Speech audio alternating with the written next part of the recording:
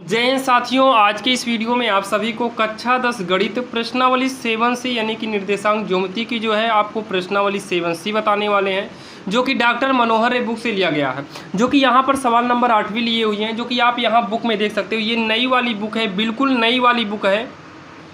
और बहुत सारे बच्चे होते हैं ये वाली बुक इस्तेमाल करें भाई, पुरानी वाली, और सारे बच्चे हैं बहुत सारी पुरानी बुक इस्तेमाल करते हैं, क्योंकि डॉक्टर मनोहर ऐसी बुक है जिसको हम मतलब नई पुरानी सब इस्तेमाल कर सकते हैं। तो यहाँ पर आप देखिए 7C है, जो कि ये प्रश्नावली भी दिखा दे रहे हैं, विविध प्रश्नावली 7C है। तो यहाँ पर देखिए अभिकथन और तर्क पर आधारित जो विकल्प आते हैं ना, ये आपके एग्जाम में नहीं पूछे जाते हैं, जो कि आप इसमें भी देखेंगे तो यहाँ पर भी वही है, अभिकथन और तर्क पर आधारित क्वेश्चन। यहाँ पर जो क्वेश्चन है वो आपको एग्जाम में नहीं पूछे जाते हैं, तो हम आपको वही क्वेश्चन बताएंगे जो एग्जाम में आए। जैसे यहाँ पर ये सवाल दिया है, बाकी इसका सोल्यूशन कैसे करना, मतलब सॉल्व कैसे करना, ये आपको बुक में दिया है। आप लोग इसे अपने भाई स्कूलों में पढ़ लीजिएगा, बाकी एग्जाम में क्वेश्चन नहीं पूछा जाएगा। फिर उसके बाद यहाँ पर देखो प्रक्रम पर आधारित क्वेश्चन जो है, ये जो 4, 5, 6 ये आपस में आप लोग भाई स्कूल में चर्चा करना। और यहाँ पर देखो जो दीर्घ उत्तरी दिया है ना, ये एग्जाम के लेवल का है, ये आपके एग्जाम में पूछा जाएगा। तो हम 8वीं और 9वीं बताएंगे, उसके बाद शायद इसके बाद जो है खत्म हो गया, इसके बाद नहीं है, फिर पजल वजल है वो आप। यहाँ पर देखिए जो सवाल दिया है, सवाल क्या बोला है, बिंदु 5,3 और -1,6 को मिलाने वाले रेखाखंड को y अक्ष द्वारा किस अनुपात में विभाजित किया जाता है। तो यहाँ पर ध्यान दीजिए, सबसे पहले जो बिंदु दिया है, यहाँ पर देखो बिंदु क्या है, पहले को a मान लेते हैं 5,3 और दूसरा जो है b कितना है -1,6, -1,6 हो गया।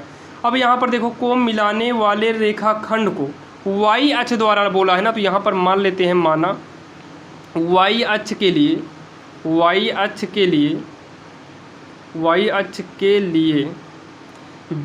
लिए बिंदु 0, y होगा। तो y अक्ष के लिए जो है y वाला तो होगा, लेकिन x वाला नहीं होगा, तो x वाला क्या हो गया, 0 हो गया। तो यहाँ पर हम p कर देते हैं, p 0, y कर देते हैं। तो यहाँ पर हमसे क्या पूछा है पता है, यहाँ पर हमसे अनुपात पूछा। अनुपात का मतलब m1 और m2 का अनुपात बताना है। तो यहाँ पर जो है हम सीधा मध्य बिंदु का निर्देशांक वाला फार्मूला यूज करेंगे। तो मध्य में p है, तो यहाँ लिखेंगे p के निर्देशांक। तो निर्देशांक वाला जो फार्मूला होता है ना, m1x2 प्लस में m2x1 बटे में m1 प्लस का m2, ये फार्मूला होता है। फिर उसके बाद यहाँ m1y2 प्लस में m2y1 बटे में m1 प्लस का m2, ये जो है फार्मूला हो गया। अब इसको सॉल्व करेंगे तो p की निर्देशांक क्या है, 0, y है, 0, y। यहाँ देखो m1 हमें नहीं मालूम है, इंटू देखिए ये x1 है, ये y1 है, और ये x2 है, ये y2 है। तो यहाँ पर x2 है तो x2 -1 है, फिर प्लस m2 गुणे x1 कितना है आप देख सकते हो, 5 है, बटे में जो है m1 प्लस m2 को रहने देंगे। m1 कितना है, m1 नहीं मालूम है, इंटू y2 यहाँ पर देख सकते हो 6 है, प्लस में m2 नहीं मालूम है, क्योंकि m1 m2 तो निकालना ही है। y1 कितना है, 3 है, पूरे के बटे में m1 प्लस का m2। अब इसको और आगे जब सॉल्व करेंगे तो 0, y होगा, इक्वल गुणा कराएंगे तो -m1 प्लस इसमें गुणा कराएंगे तो हो जाएगा 5m2 बटे में m1 प्लस का m2, इसमें गुणा कराएंगे तो हो जाएगा 6m1 प्लस 3 से गुणा कराएंगे तो 3m2 पूरे के बटे में m1 प्लस का m2, ब्रैकेट क्या हो जाएगा, बंद हो जाएगा। अब यहाँ पर हम क्या करेंगे, तुलना करेंगे। क्या करेंगे हम, तुलना। तो यहाँ लिखेंगे तुलना करने पर, जब तुलना करेंगे देखिए पीछे y वाले को तुलना नहीं करें, क्योंकि भाई यहाँ पर y है, आगे वाला कर लो क्योंकि यहाँ पर 0 है। तो 0 बराबर ये होगा -m1, फिर उसके बाद प्लस 5m2 बटे में क्या है, m1 प्लस का m2 है, बटा एक मान कैसे तिरछा गुणा करा दो, तो इतना ही करना में यही आएगा, -m प्लस m1 है प्लस 5m2 बराबर, इधर गुणा कराएंगे 0 का मतलब 0 से कराएंगे सब 0 हो जाएगा। तो -m1 ये इधर से इधर आएगा तो माइनस का 5m2 होगा, 0 ऐसे भी लिखा नहीं जाएगा। तो माइनस को पहले माइनस से काटिए, माइनस को माइनस से काट देंगे। अब यहाँ देखो m1 बराबर क्या बचा, 5m2। तो m2 को पक्षांतर करेंगे तिर्यक गुणा के हिसाब से, तो ये इंटू में है, इधर आएगा तो बटे में हो जाएगा, और यहाँ पर 5 अकेले बचेगा। यहाँ पर कोई गिनती है नहीं कि पक्षांतर करेंगे, तो 5 के बटे में हम क्या मान लेते हैं, 1।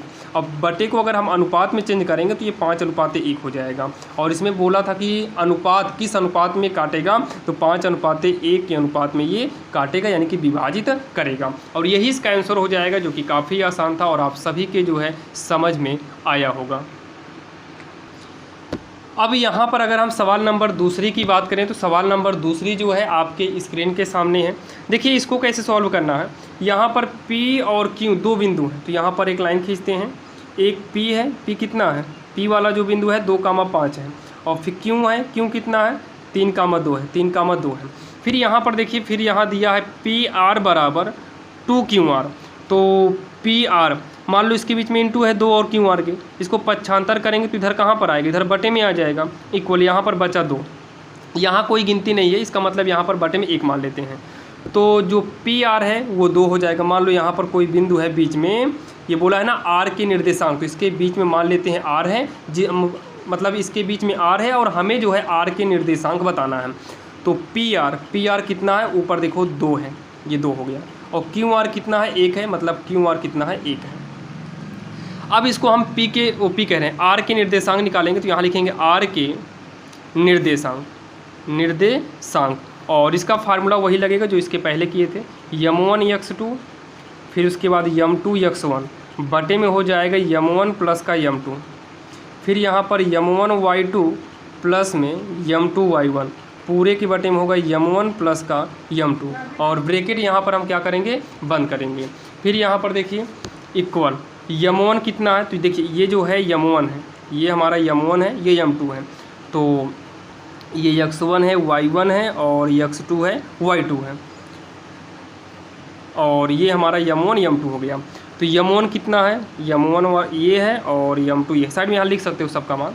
तो m1 कितना है 2 गुणे x2 कितना है, x2 3 है, प्लस m2 कितना है, यहाँ पर देखो 1 है, गुणे x1 कितना है, यहाँ पर देख सकते हो -2, पूरे की बटे में m1 प्लस m2, तो m1 2 है प्लस m2 की जगह पर 1 है, कामा m1 कितना है 2 है, गुणे में y2 कितना, चेक करो y2 यहाँ पर देखो 2 है, प्लस m2 कितना है, m2 यहाँ पर देख सकते हो 1 है, y1 की बात करें तो y1 कितना है 5 है, पूरे के बटे में m1 2 है प्लस m2 1 है, ब्रैकेट बंद करेंगे, 2 तिहाई हो जाएगा 6 हो जाएगा, प्लस माइनस माइनस 1 2 के 2, 2 1 3 कामा 2 दूनी हो जाएगा 4 प्लस 1 5 5, 2 1 कितना हो जाएगा 3।